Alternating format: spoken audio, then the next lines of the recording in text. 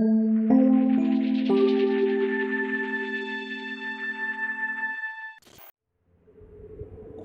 was then that I decided to go on a bloody all-meat diet, which, if I have a vegetable, I can't sleep. I'm terrorized by demons. Really, the key to this whole thing is just wearing a beanie at all times. That is part of my image, and I think the beanie is essential. I suppose the trouble started when I dumped all of my money out of the stock market and invested in an NFT, a Bored Ape, after which my wife left me. That's me, video essayist David Stockdale. Back in the day, I had a YouTube channel called Nightmare Masterclass. I started every video by saying, "I'll be your host on this excursion into the dark unknown." Things were simpler back then. I earned my stripes performing what they call a close reading of a web series about a made-up video game. But that was much later. This story's about when I was in high school. See, back in the early 2000s, before things went south, there was a show everyone was talking about called The Sopranos. Hey, pipe down, I'm working on a video essay over here. I'm cooking dinner for your sorry ass. While the cultural importance of this so-called golden age of television is often overstated by critics, I must admit that The Sopranos is my favorite TV show of all time. I mean, is there really any competition?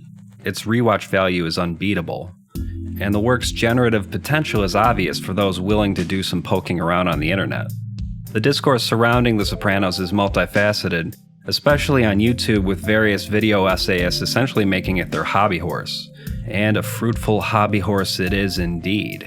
If you haven't gone down the Sopranos rabbit hole, you're in for a treat. There's a veritable plethora of fan theories and broader discussions focusing on select characters. This one on Ralphie is quite insightful.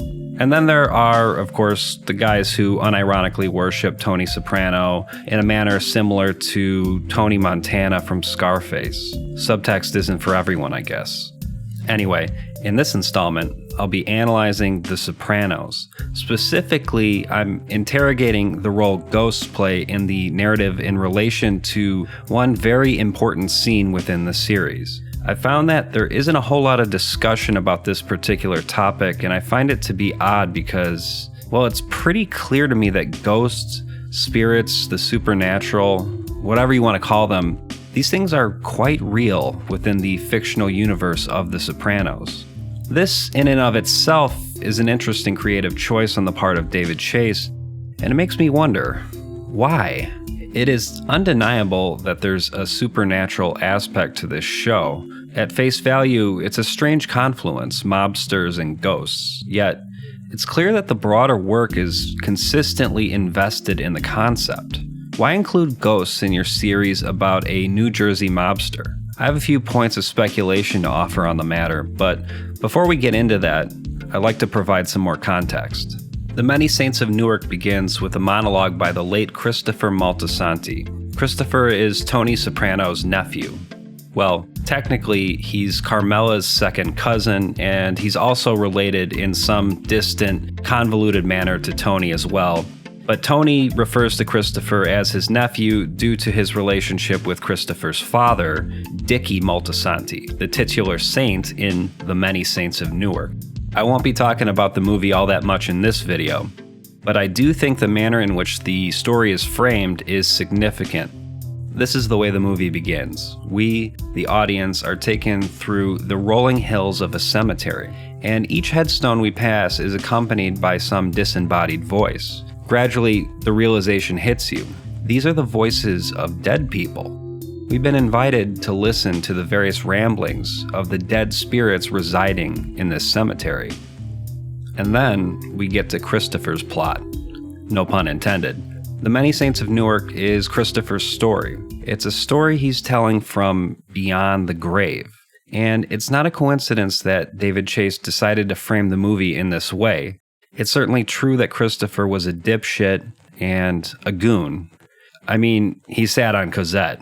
What else do I need to say?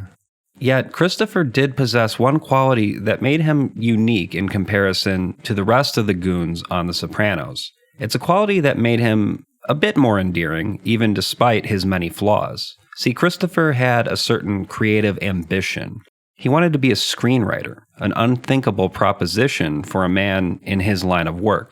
This is an avenue that the writers of The Sopranos explored in a playful fashion. Occasionally, Christopher's Hollywood connections would play a role in certain C or D level plots. There is, of course, Jon Favreau's notable appearance. I must say this material isn't terribly captivating relative to the other subplots within The Sopranos, but it is interesting that Christopher is one of the only mobsters with ambitions such as these. Sure, there's Bobby and his trains, but that's just a hobby. Christopher is one of the only made guys to dream of a life beyond La Cosa Nostra. But alas, it just wasn't in the cards. It's true that Christopher eventually got to see one of his creative endeavors come to life, but it wasn't the passion project he originally conceived of. Cleaver has another function. In a sense, Cleaver is a low-rent, hyper-exaggerated version of The Sopranos. It's similar to Invitation to Love, the soap opera that appears on Twin Peaks.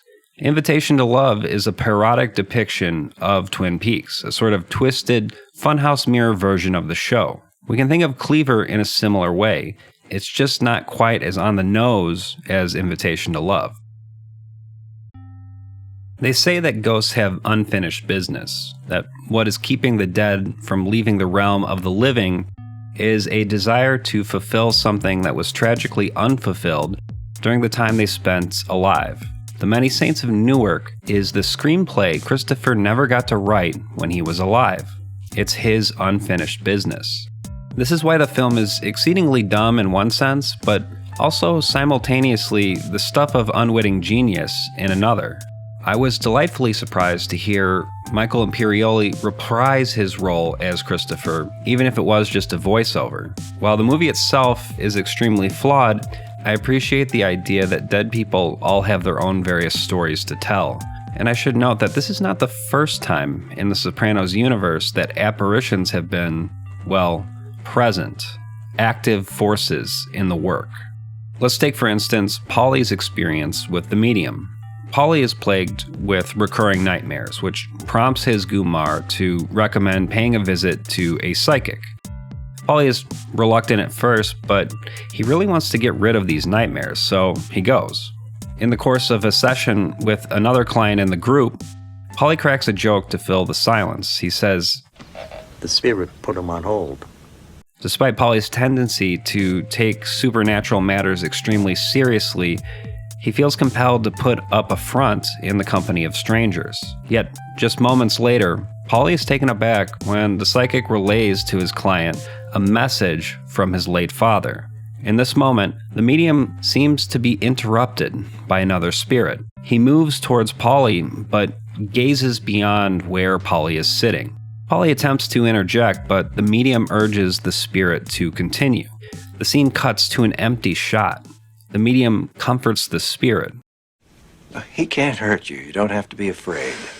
The spirit reveals himself to be Charles Sonny Pagano. He also relays that he was Paulie's first, as in the first person he killed. The medium then directs his attention towards another spirit. This one asks Paulie if the poison ivy still itches. This is very clearly a reference to the execution of Mikey Pamis, a soldier in Junior's crew who was killed by Paulie and Christopher in the first season. During the chase, Paulie ran into some poison ivy. This is not information that could have been fed to the medium through any source other than the spirit of Mikey Pamis. And this is really what does it for me as far as confirming that spirits are real within The Sopranos. I mean, how would this guy know about Mikey Pamis? Here's where things get really interesting. The medium knows fully well the extent of what Paulie's done over the course of his decades-long existence as a murderous mobster. When Paulie becomes aggressive and asks the medium what the spirits are saying about him, the medium replies with a question. Gesturing towards the other people in the room, he asks, "Do you really want me to say it?"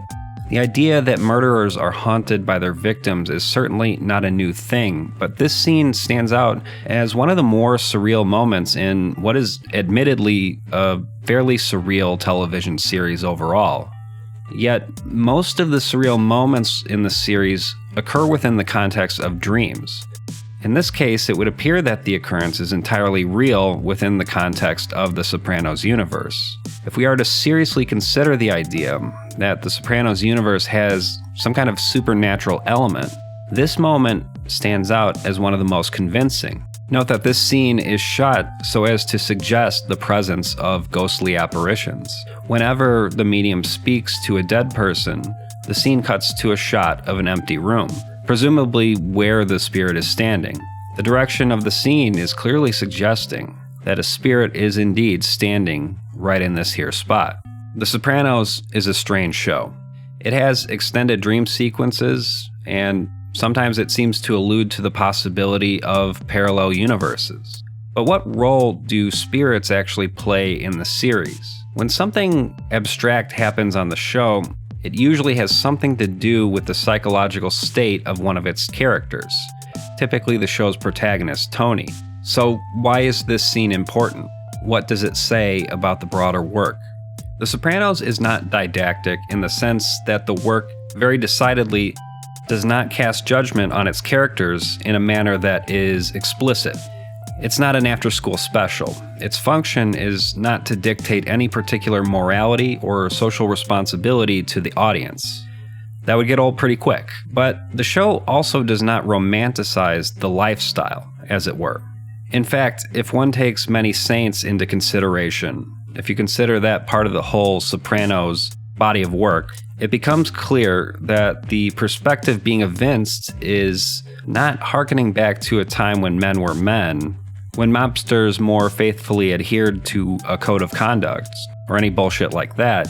In fact, it rather explicitly undermines this general sentiment. The titular saint in Many Saints murders his girlfriend in cold blood. Dickie's not a good guy. Junior has him murdered for completely trivial reasons, and as we know, Junior is a piece of work in his own right. Johnny Soprano, Tony's dad, is a complete dud. Not much going on there. None of these people are shining examples of righteousness. The title of the work is an implicit reference to Livia Soprano's constant refrain that her husband Johnny was a saint. The title is implying that there are many such saints. In other words, there are a lot of frauds, thieves, and stone-cold murderers out there. If the show didn't make that clear enough, this little bookend certainly does. That was a long tangent, but it's all connected to this momentous occasion with Paulie and the medium. It's a funny scene, but I don't think comedic relief is the sole function of this scene in terms of its thematic content. Rather, the medium is the show's way of telegraphing to the viewer a standpoint that is not often represented over the course of the series. This scene is precisely the moment Paulie's repressed sense of morality is laid bare. Yet this same guy is perhaps the most beloved Sopranos character. And it's because, well, he's a character. He's charismatic. This duality is something the show grapples with in an almost literal sense. The nature of identity is explicitly linked to the way you treat other people.